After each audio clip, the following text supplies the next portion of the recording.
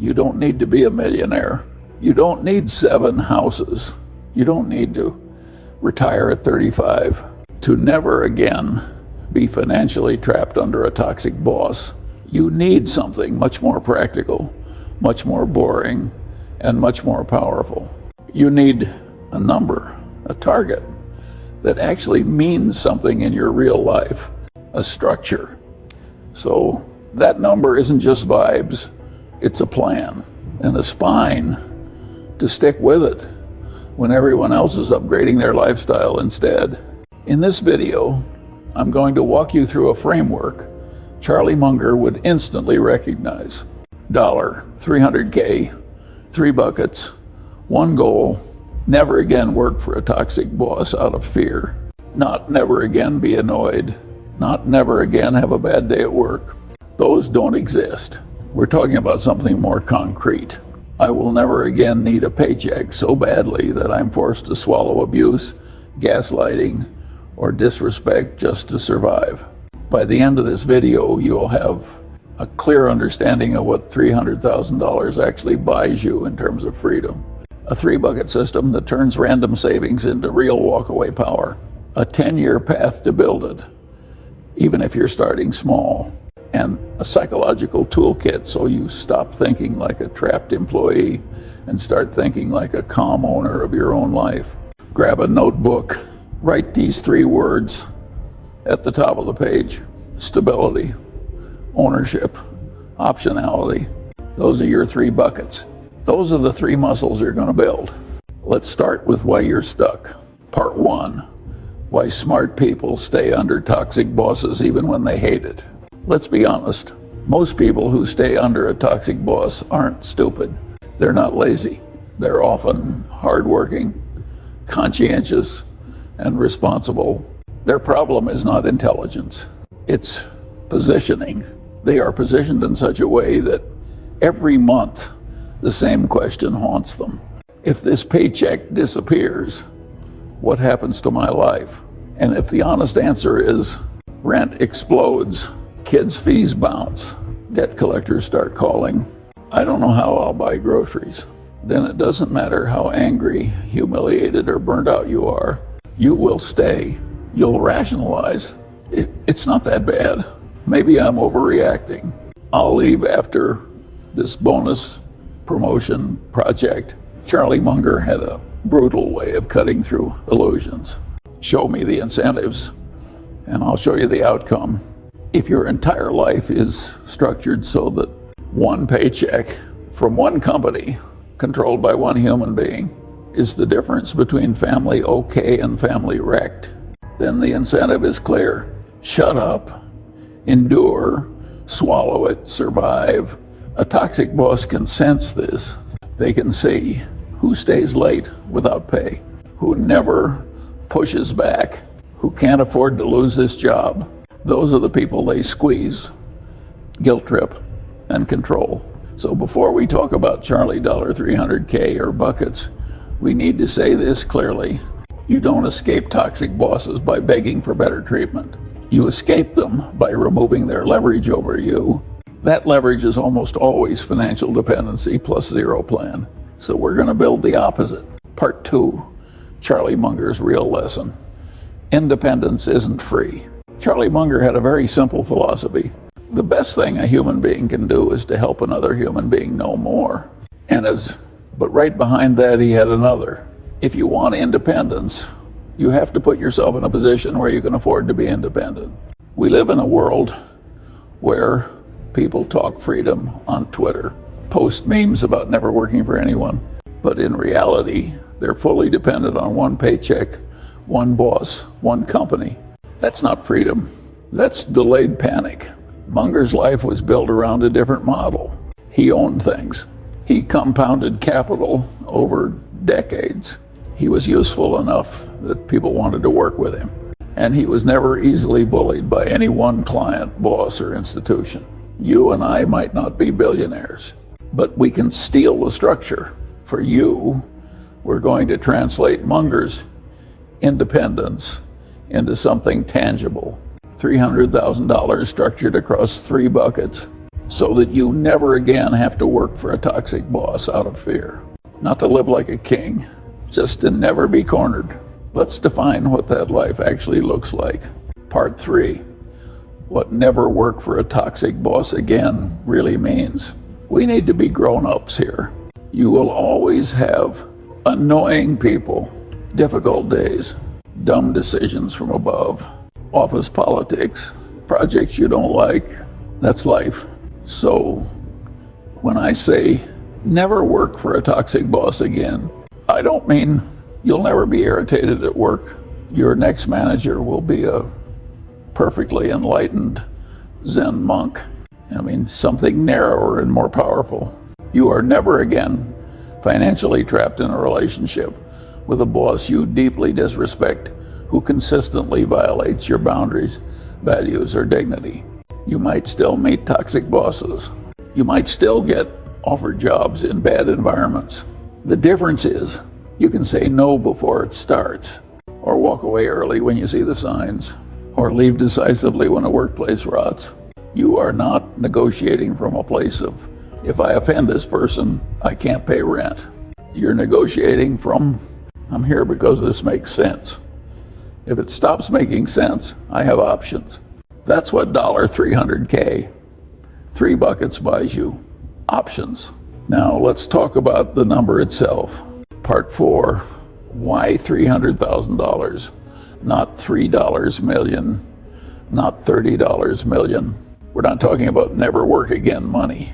We're talking about never be cornered by one paycheck again. $300,000 isn't magic, but used correctly, it can roughly cover 3 jobs. Job 1, give you a realistic runway. So if your boss crosses the line, you can survive 12, 24 months without them. Job 2, give you a base of ownership. So you are not starting from zero every time you change jobs. Job 3, give you opportunity capital so you can relocate, retrain, or build something new without begging. Depending on where you live, your family size, and your lifestyle, this number might need to be higher or lower. But as a mental target, $300K is big enough that it demands seriousness. Small enough that a normal person with time, discipline, and a plan can actually reach it over a decade or so. Now, how do we make $300K not random? We put it into 3 buckets. Part 5, the 3 buckets: stability, ownership, optionality. Write these down in your notebook. Bucket 1, no panic money. Bucket 2, ownership. I don't start from zero money. Bucket 3, optionality. I can move money.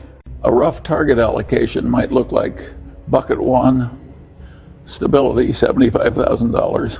Bucket 2, $175,000. Bucket 3, optionality, $50,000. Again, adjust to your reality. If your cost of living is very low, your bucket sizes might shrink. If it's very high, they might need to grow. The point is not the exact split. The point is having 3 clearly defined roles for your money. Let's deep dive into each. Part 6, bucket 1, stability. Your no panic money, 10, 15 minutes. This is your emotional airbag, your recession cushion, your I can breathe even if I walk out tomorrow bucket. 6.1, what goes in bucket 1? Bucket 1 holds 24 months of bare bones living expenses in low risk, highly liquid places, savings accounts, money market funds, depending on your country and risk tolerance, safe short-term vehicles, not crypto, not meme stocks, not options. This bucket is not trying to beat inflation. Its main job is to beat panic. If your life at a stripped down level costs $2,500 per month, 12 months equals $30,000. 18 months equals $45,000. 24 months equals $60,000. If your bare bones costs are $4,000 per month, adjust. 12 months equals $48,000. 18 months equals $72,000. You get the idea. 6.2, what bucket one buys you. Picture this. You're sitting in yet another meeting. Your boss interrupts you, belittles you in front of others, takes credit, moves the goalposts, hints that your job is at risk if you don't get on board. If your bank account is near zero, here's what your brain does. Smile, nod, don't rock the boat, survive, survive, survive. You immediately move into self-preservation mode. Your nervous system is screaming. We can't afford a fight, we can't afford conflict, we can't afford honesty. Now picture the same scene, but you have 12, 18 months of expenses quietly sitting in bucket one. Your rent is covered, food is covered, obligations are covered. Your brain still doesn't love conflict, but it now has a new option. I don't have to accept this. I can leave, think, plan, and still be okay. Your voice changes, your posture changes, your tolerance level changes. A toxic boss can still threaten you, but threats without leverage are just noise. Bucket one equals leverage removal. 6.3, how to build bucket one step by step. Phase one, know your real number. Most people have no serious idea what they actually spend. Rent, mortgage, utilities, food, transport, insurance, minimum debt payments, kids' essentials. Ignore flex spending for now. That's your bare survival number. Phase two, set a mini target. First, if you're at zero, 24 months of expenses can feel insane. So go, first target, 1 month, then 3 months, then 6, then 12. Every new month, you add to bucket one as a month of future non-panic. Phase three, make bucket one a line item, not an afterthought. Automated transfer on payday, even if it's small.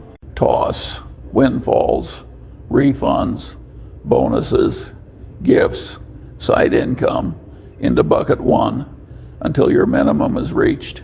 Tell yourself, this is not extra. This is rent paid to my future self. Phase four, do the hard cuts. If you're serious about escaping toxic bosses, ask, is this subscription, this car, this status purchase more important than 1 extra month of freedom from a bad boss? In the early years, the answer is almost always no. Bucket one is front-loaded pain for back-loaded peace. Part 7, bucket 2, ownership. Your I don't start from zero, money, 15, 20 minutes. This is where we get closest to classic Munger territory. Bucket 2 is your pile of productive assets, the quiet engine of your net worth. 7.1, what goes in bucket 2? Bucket 2 holds your long-term investments, broad-based equity index funds, retirement accounts, ownership stakes in businesses you understand, possibly sensible real estate, if it fits your situation and competence. This is not your emergency fund. This is not short-term speculation. Bucket 2 is about what will be working for me in 10, 15, 20 years, even when I sleep. 7.2, why bucket 2 matters for toxic boss freedom. Let's say you have $175,000 in bucket 2, spread across diversified long-term holdings. Over time, depending on returns, that might grow in value, spin off some dividends or income, provide collateral or psychological security.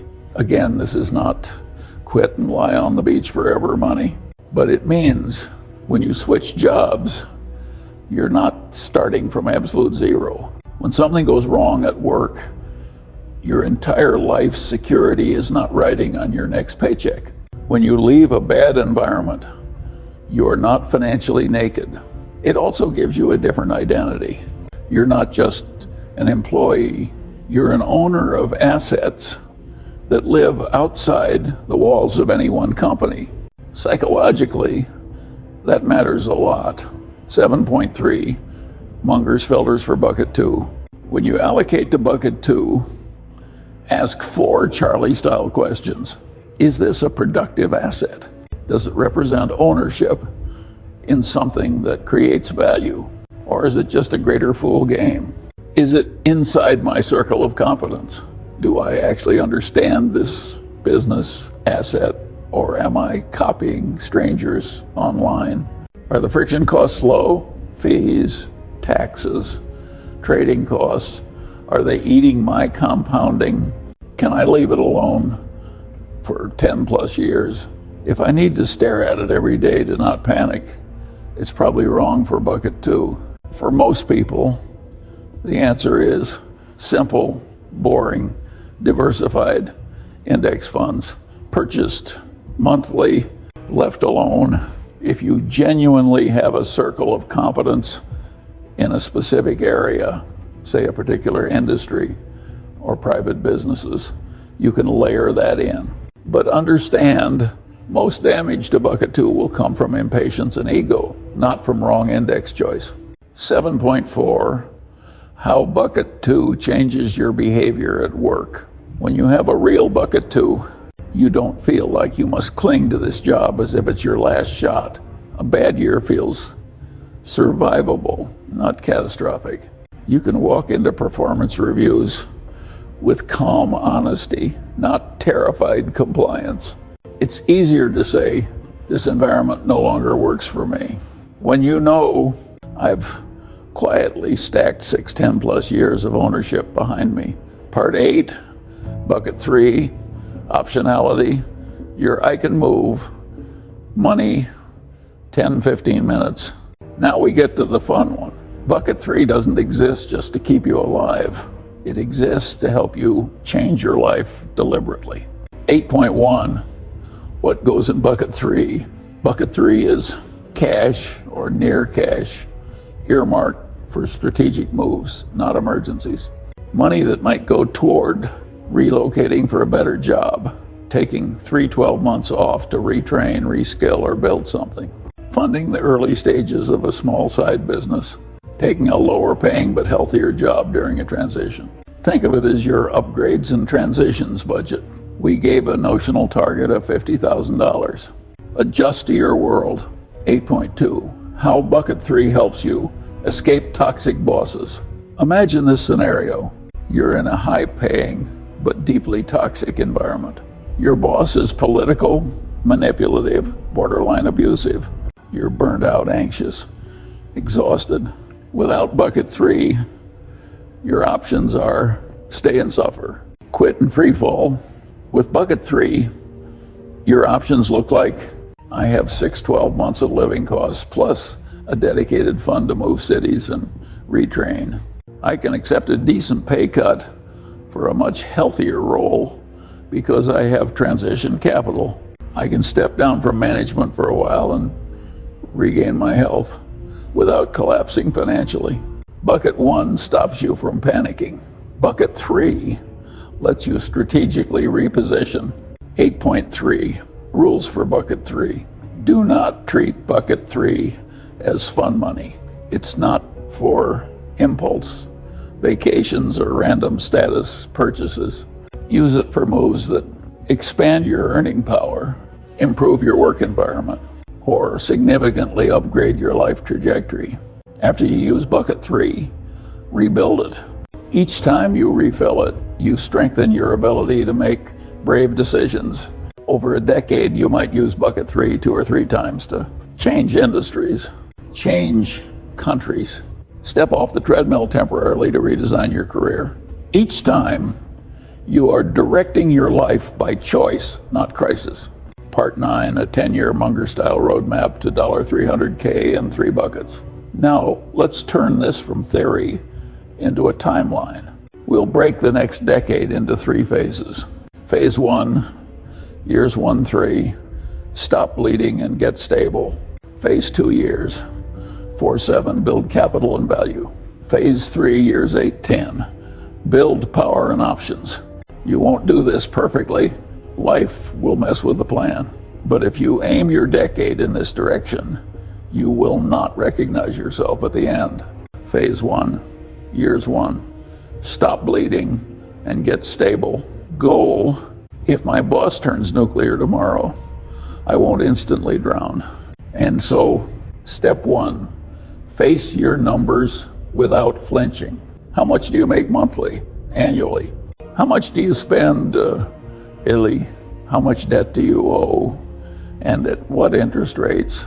How many months could you survive right now with no income? No shame, just data. Munger loved reality. You can't build an independent life on delusion. Step 2, kill the worst debt first. High interest consumer debt is the mortal enemy of all 3 buckets. Prioritize credit cards, payday loans, dumb personal loans, while paying minimums on low interest, long-term stuff like some student loans, mortgages, depending on context. In years 1, 3, your mantra is no more dragging toxic debt into my 40 seconds, 50 seconds, 60 seconds. Step 3, start building bucket 1 aggressively. Even if it's tiny at first, automate small transfers, throw bonuses and tax refunds at it, cut unnecessary recurring payments and redirect them. Every additional month of expenses in bucket 1 is another month where a toxic boss loses leverage. Step 4, freeze lifestyle creep. This is where your ego will fight you. No automatic car upgrades because your salary rose. No apartment upgrade just because you got a promotion. No, I deserve this luxury surge while your buckets are empty. You are not punishing yourself. You are buying power. Phase 2, years 4, 7. Build capital and value. Goal: if a recession hits now, I can bend without breaking. I have real assets and real skills. Step 1, turn on the monthly ownership rule. Once toxic debt is gone or under control, bucket 1 has a minimum level, say 3-6 months. You now direct a fixed portion of your income to bucket 2, maybe 10-25% of your take-home pay, depending on your situation, automatically invested each month into your chosen structures. This is where compounding quietly starts to help you. Step 2, become harder to fire. Ask, in my field, who are the people nobody wants to lose, even in a downturn? What do they know, do, or deliver that makes them essential? Then start copying the behaviors, not the titles. Volunteer for difficult, high leverage problems. Build a reputation as the person who doesn't panic, doesn't play politics, delivers results, and thinks clearly under pressure. In every recession, some people are cut first. Your job is to avoid that bucket. Step 3, grow a second income stream slowly, not 19 side hustles. One additional stream that builds on your existing skills or uses your spare time sustainably and is resilient enough to survive a downturn. Could be freelancing, consulting, online content, plus products, services, tutoring, teaching, or specialized services. Even an extra $300, $800 a month plugged into your buckets changes your timeline dramatically. Step 4, begin feeding bucket 3. As bucket 1 and 2 gain weight, start putting small, consistent amounts into bucket 3, maybe 5-10% of your surplus. Label it explicitly. Career moves, freedom moves, no impulse nonsense. By the end of year 7, you want real progress in bucket 2, a minimum safety level in bucket 1, a recognizable growing sum in bucket 3. At this point, the idea of walking away from a bad boss starts to feel less like fantasy, more like a serious option. Phase 3, years 8-10. Build power and options. Goal: I have enough stability, ownership, and optionality that no single boss can make or break my life. Step 1. Let your capacity outrun your lifestyle. As your income rises, do not let your spending chase it at 1-to-1 speed. Let your buckets swell faster than your lifestyle. This is how normal people become quietly powerful. They make $100. They live like they make $60, $70. The rest goes into buckets that create choices. Step 2. Design your if they cross the line plan. Now that you have real stability, write down your personal non-negotiables at work. Define clearly. If my boss does X or Y or Z, I leave within 90 days. It's, here's what I'll live on. Here's what I'll do next. You don't need to bluff or threaten. You just know in your bones, if this crosses my line, I'm gone, and my life doesn't collapse. Step 3. Use bucket 3 for strategic moves. Over years 8-10, consider moving to a healthier company or city, shifting into a role that better fits your values, even if the pay is temporarily lower. Taking 3-6 months to pivot industries or build your own small venture. You are now using money to buy better environments. That is extremely Munger-esque. Avoid stupid, corrosive situations. Spend your life around people and systems that reward rational, honest behavior. Step 4. Periodically rebalance the buckets. At least once a year. Has bucket 1 shrunk due to job changes or emergencies? Has bucket 2 become too risky or too concentrated? Does bucket 3 need refilling after a big move? You're the capital allocator of your own life. Every year, you get a little better at it. Part 10, Munger mental models for escaping toxic bosses. 10-15 minutes. Let's layer some of Charlie's favorite ideas directly onto your situation. 10.1, how would I guarantee I stay trapped? Ask the question Munger always loved. If I wanted to stay under toxic bosses forever, what would I do? Answers: never save. Spend every raise on lifestyle. Keep high interest debt going. Avoid learning any new skills. Stay in industries where I'm easily replaced. Never build external assets. Congratulations. That's what most people are doing. Now invert it. What if I simply stop doing those things for 10-15 years? You'd be amazed where you end up. 10.2, margin of safety. In investing, margin of safety means don't run so close to the edge that one bad event destroys you. Applied to your life, don't let your fixed costs sit at 95% of your income. Don't rely on one income stream. Don't build a life that assumes good times forever. Margin of safety equals your buckets. 10.3, circle of competence. You don't have to be brilliant at everything, but be excellent at something the market cares about. Stay out of arenas where you're guessing. In career terms, choose roles and industries where your natural strengths matter. Don't cling to dying fields because of nostalgia. Don't switch randomly every 6 months.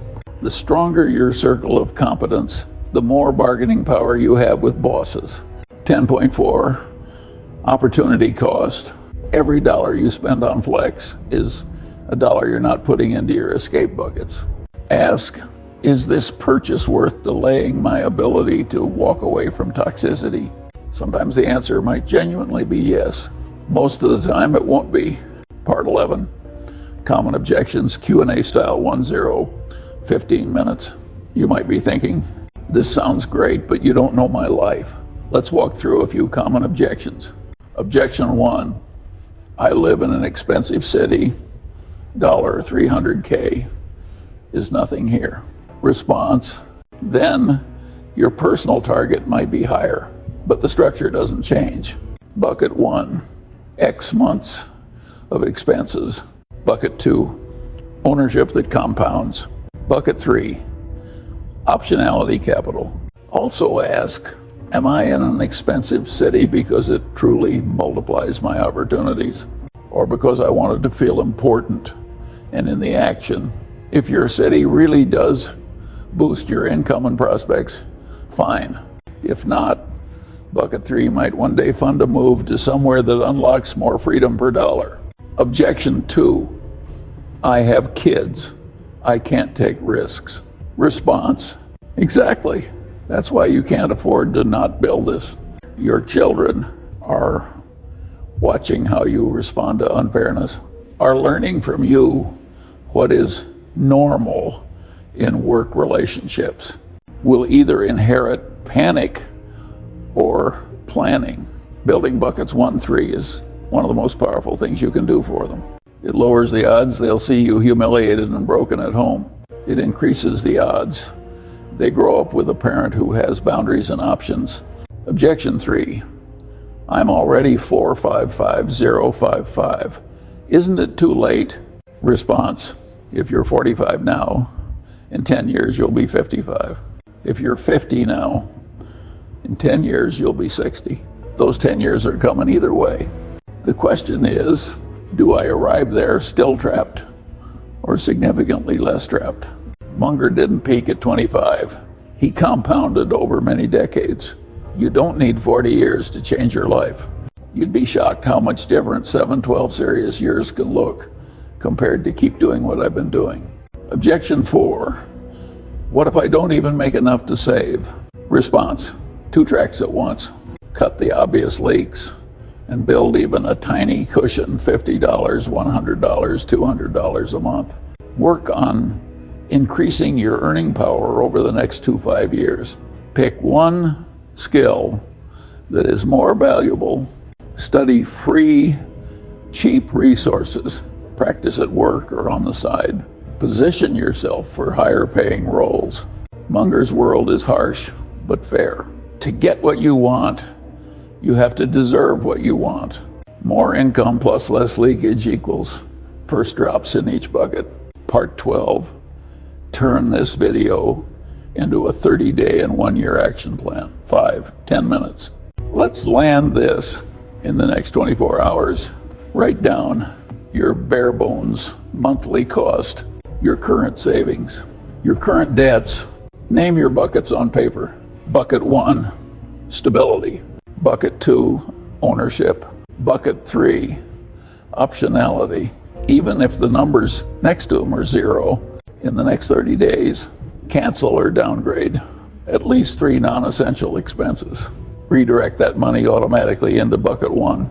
Start a tiny automatic transfer toward bucket 2, even if it's $50 a month. Journal 1 page on what I would do differently at work if I wasn't scared of losing my job. This is your first taste of mental freedom.